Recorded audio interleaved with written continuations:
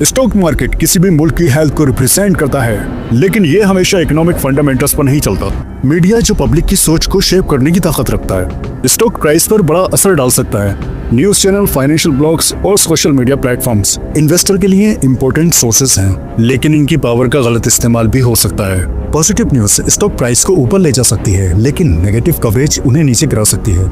आज हम देखेंगे मीडिया और मार्केट मैनिपुलेटर्स स्टॉक मार्केट को इन्फ्लुएंस करने के लिए कुछ कॉमन टैक्टिक्स यूज करते हैं और इन्वेस्टर इनसे कैसे बच सकते हैं। मार्केट मैनिपुलेशंस के ये common tactics: pump and dump scheme. Manipulators झूठी एक्सैचुरेटेड इंफॉर्मेशन फैलाकर स्टॉक की प्राइस को आर्टिफिशियली ऊपर ले जा सकते हैं। जब प्राइस बढ़ जाते हैं तो वो अपने शेयर्स बेचकर प्रॉफिट कमा लेते हैं। बाद में स्टॉक गिरता है और इससे दूसरे इन्वेस्टर्स को नुकसान होता है। Insider trading. जो लोग कंपनी की कॉन्फिडेंशियल इंफॉर्मेशन रखते हैं वो इसका फायदा उठाकर स्टॉक्स में ट्रेड करते हैं। ये ऑर्डिनरी एडवांटेज इन्वेस्टर्स को नुकसान पहुंचाता है। इस परफेक्ट ट्रेडर्स बड़े बाय या सेल ऑर्डर प्लेस करते हैं, लेकिन उन्हें एग्जीक्यूट करने का कोई इरादा नहीं होता।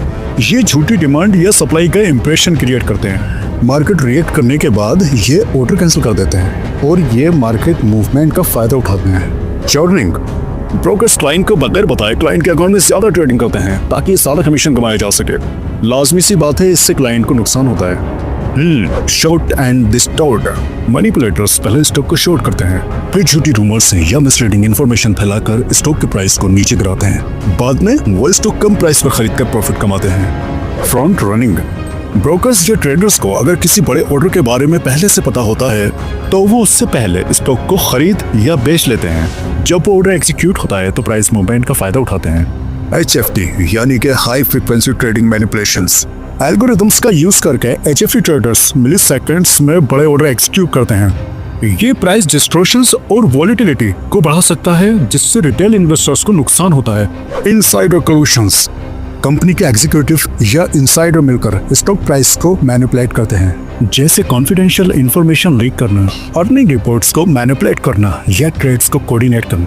मीडिया ड्रिवन मैनिपुलेशंस के एग्जांपल्स: सत्यम कंप्यूटर्स 2009। कंपनी के फ्रॉड एक्सपोज होने पर मीडिया ने स्कैंडल को हाईलाइट किया, जिससे स्टॉक प्राइस गिर गए और इन्वेस्टर्स को नुकसान हुआ। रिलायंस पेट्रोलियम 2007। मीडिया के स्पेकुलेटिव रिपोर्ट की वजह से स्टॉक प्राइस में वॉलेटिलिटी आई, जिससे मैनिपुलेटर्स को फायदा हुआ। डाबर 2014। कंपनी की फाइनेंशियल हेल्थ के बारे में मिसलीडिंग न्यूज से स्टॉक प्राइस टेम्परेरी नीचे आया, जिससे मैनिपुलेटर्स ने फायदा उठाया। HDFC bank 2015।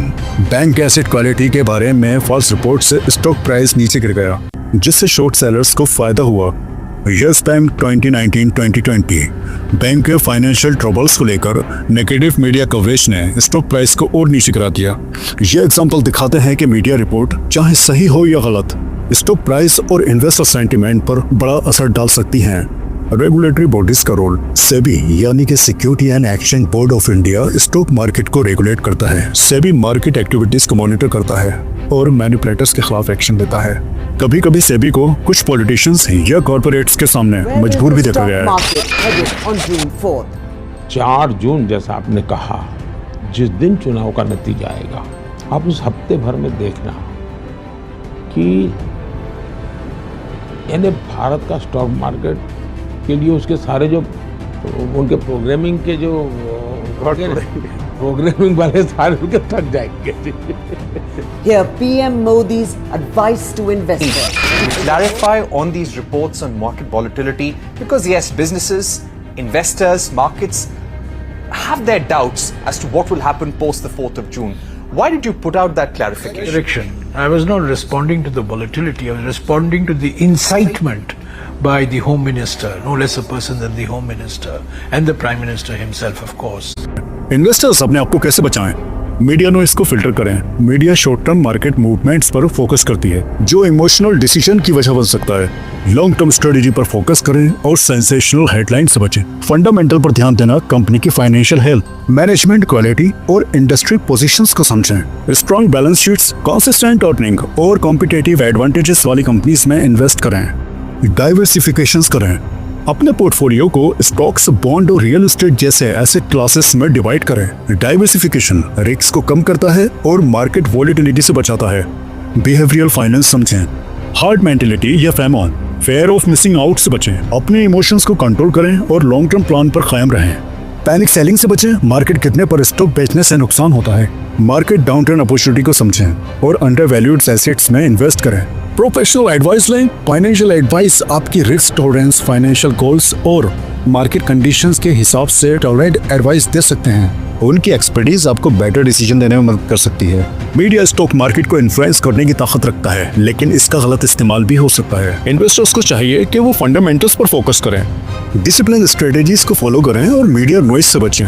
सेबी जैसी रेगुलेटरी बॉडीज मार्केट की इंटीग्रिटी को मेंटेन करने का काम करते हैं, लेकिन इन्वेस्टर्स को भी अपने फाइनेंशियल डिसीजंस की जिम्मेदारी लेनी चाहिए। अगर आप रिसर्च बेस्ड और डिसिप्लिन अप्रोच फॉलो करें तो आप मार्केट मैनिपुलेशन और वॉलेटिलिटी से बच सकते हैं और अपने long term financial goals achieve कर सकते हैं।